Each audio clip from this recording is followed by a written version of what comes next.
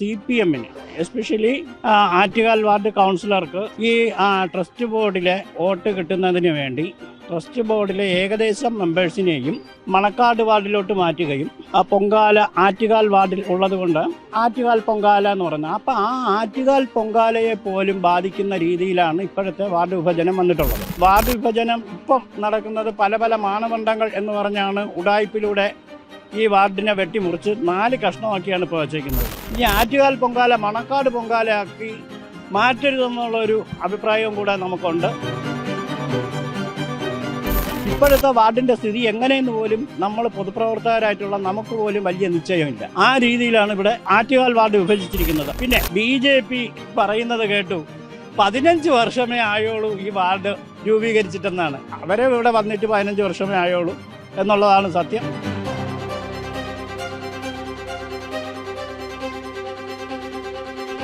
നമസ്കാരം. ഏകദേശം 1987 ആറ്റുകാൽ വാർഡ് രൂപീകരിച്ചത് മുതൽ എനിക്ക് പിന്നിൽ കാണുന്ന ഈ ആറ്റുകാൽ ഭഗവതി ക്ഷേത്രം ആറ്റുകാൽ വാർഡിലായിരുന്നു ഉൾപ്പെട്ടിരുന്നത്. എന്നാൽ ഇന്ന് വാർഡ് വിഭജനത്തിൻ്റെ ഭാഗമായി ഈ ആറ്റുകാൽ ക്ഷേത്രവും പരിസരവും മണക്കാട് വാർഡിലേക്ക് മാറ്റിയിരിക്കുകയാണ്. ഈയൊരു വാർഡ് വിഭജനത്തിനെതിരെ വലിയ രീതിയിലുള്ള പ്രതിഷേധമാണ് പൊതുസമൂഹത്തിൽ നിന്നും ഉയർന്നു വരുന്നത്. അതായത് ആറ്റുകാൽ ക്ഷേത്രം ആറ്റുകാൽ വാർഡിൽ തന്നെ വേണം എന്നുള്ള ആവശ്യമാണ് നാട്ടുകാർ ഉൾപ്പെടെ ഉന്നയിക്കുന്നത്. ഈ വാർഡ് വിഭജനം ഈ ആറ്റുകാൽ വാർഡിനെ എങ്ങനെയാണ് ബാധിക്കുന്നത്? ഈ മണക്കാട് വാർഡിലേക്ക് മാറുന്നു എന്ന് പറയുന്നു. ഈ ആറ്റുകാൽ ക്ഷേത്രം ഉൾപ്പെടെ ഈ മണക്കാട് വാർഡിലേക്ക് മാറുവാൻ വേണ്ടി പോവുകയാണ്. ഇത് നമ്മുടെ ആറ്റുകാൽ വാർഡെന്ന് പറയുന്നത് 1987 രൂപീകൃതമായതാണ് ആറ്റുകാൽ വാർഡ്. അന്ന് ഇവിടുത്തെ കൗൺസിലർ എന്ന് പറയുന്നത് B. സുഭാഷ് ബോസ് എന്ന കോൺഗ്രസിൻ്റെ കൗൺസിലറായിരുന്നു. അതിനു മുൻപ് ഈ ഒരു കാലടി വാർഡ് എന്നുള്ള രീതിയിൽ കാലടിയും ആറ്റുകാലും കൂടെ ചേർന്നൊരു ഒറ്റ വാർഡായിരുന്നു.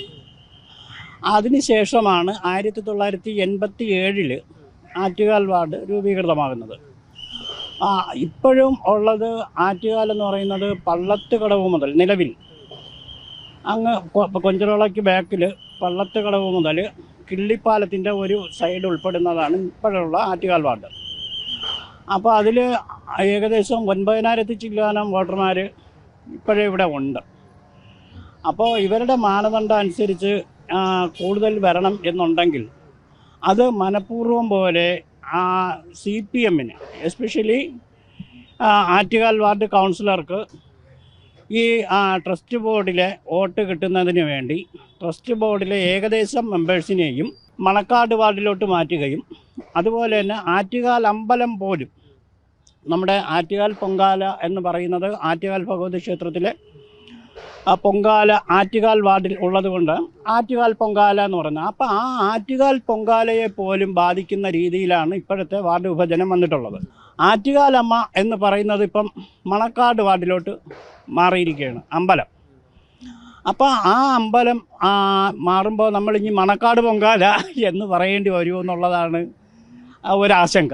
കാരണം ആറ്റുകാൽ പൊങ്കാല എന്ന് പറയുമ്പോൾ ആറ്റുകാലമ്മ ആറ്റുകാൽ വാർഡിൽ തന്നെ വേണം എന്നുള്ളതാണ് കോൺഗ്രസിൻ്റെ പക്ഷം.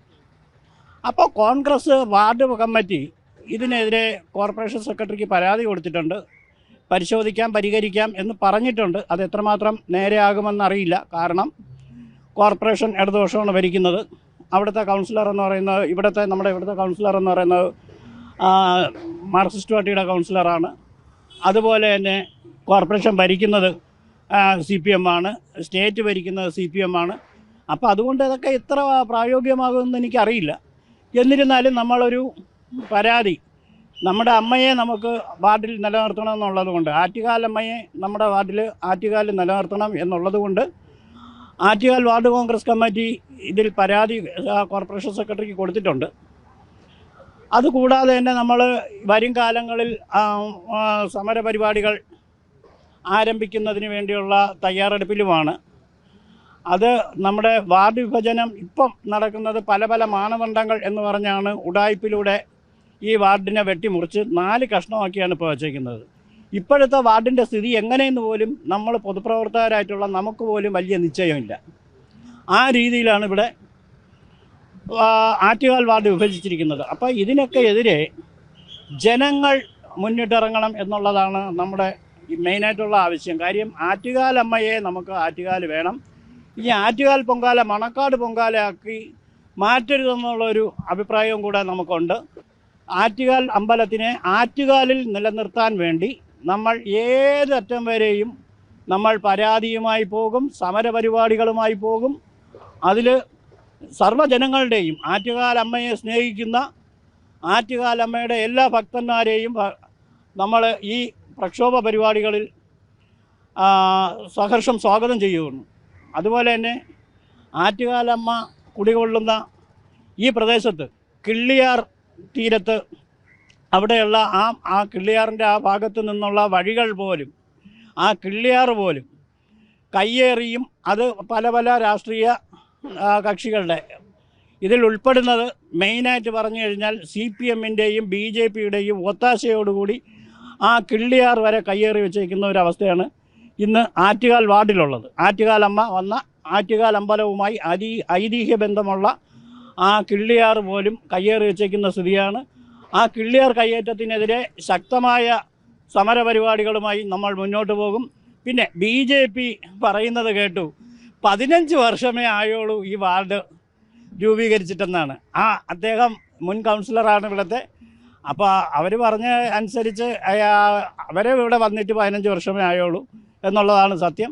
പക്ഷേ ഏറ്റവും വലിയ ദയനീയമായിട്ടുള്ള ഒരു കാഴ്ച എന്ന് പറയുന്നത് BJP സമരപരിപാടികളുമായി മുന്നോട്ട് ഇറങ്ങി ഈ കൗൺസിലർക്കെതിരെ ഒരു പ്രതിഷേധം നടത്തുന്നതിൽ പോലും ഒരു അർത്ഥവുമില്ല എന്നുള്ളതാണ്. കാരണം ഈ BJP ആണല്ലോ കേന്ദ്രം ഭരിക്കുന്നത്. ആ കേന്ദ്രം ഭരിക്കുന്നതനുസരിച്ച് ഇവിടെ കാര്യങ്ങൾ എല്ലാം നടക്കുന്നുണ്ടോ? ഈ സംസ്ഥാന സർക്കാരിൻ്റെ കെടുകാര്യസ്ഥതയിൽ കേന്ദ്രം എന്തുകൊണ്ട് ഇടപെടുന്നില്ല? അതുപോലെ തന്നെ ഈ വാർഡ് വിഭജനത്തിൽ കോർപ്പറേഷൻ ഇപ്പം അവർ 35 കൗൺസിലർമാരാണുള്ളത്. അവർ ഈ വാർഡ് വിഭജനവുമായിട്ട് ബന്ധപ്പെട്ട് എസ്പെഷ്യലി നമ്മുടെ ഈ ആറ്റുകാൽ അമ്പലം സ്ഥിതി ചെയ്യുന്ന ഈ ആറ്റുകാൽ അമ്പലം പോലും മണക്കാട് വാർഡിൽ കൊണ്ടുപോകുന്നതിന് എതിരായിട്ട് അവരെന്ത് പ്രക്ഷോഭ നടപടികളാണ് ഉള്ളത്? ഒന്നും ഉണ്ടായിട്ടില്ല. അപ്പോൾ ഇത് ഈ നമ്മളെ ജനങ്ങളുടെ കണ്ണിൽ പൊടിയിടാൻ വേണ്ടി ഒരു ചുമ്മാതെ ഒരു പ്രഹസനമാണ് BJP നടത്തുന്നത്. CPM-ൻ്റെ കള്ളക്കളിക്ക് BJP കൂട്ടുനിൽക്കുന്നു എന്നുള്ളത് മാത്രമേ എനിക്കിതിൽ പറയാനുള്ളൂ. ഈ വാർഡ് വിഭജനത്തിൻ്റെ പിന്നിലുള്ള ഉദ്ദേശം എന്തെന്നാൽ ആറ്റുകാൽ വാർഡിലെ ട്രസ്റ്റിലെ ഒരു 75% ആൾക്കാരും ട്രസ്റ്റീസ് എല്ലാവരും ഇപ്പം മണക്കാട് വാർഡിലോട്ട് മാറ്റിയിരിക്കുകയാണ്.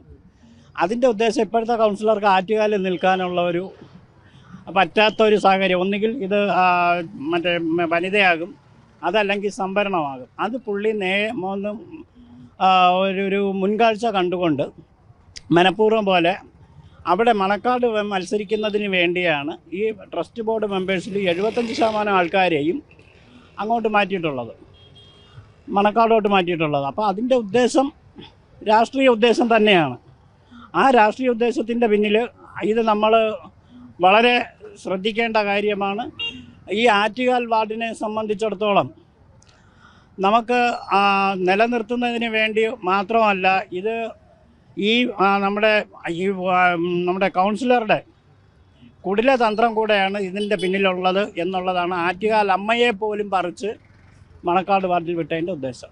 എന്തായാലും പൊതുപ്രവർത്തകനായ കാർത്തികേയൻ തമ്പി പറഞ്ഞത് പ്രകാരം ഇത്തരത്തിൽ വോട്ട് ബാങ്കിന്റെ അടിസ്ഥാനത്തിലാണോ, അത്തരത്തിലൊരു ലക്ഷ്യം വെച്ചുകൊണ്ടാണോ ഇത്തരത്തിലൊരു വാർഡ് വിഭജനം നടത്തിയത് എന്നുള്ള ചോദ്യമാണ് പ്രധാനമായും ഉയർന്നു വരുന്നത്.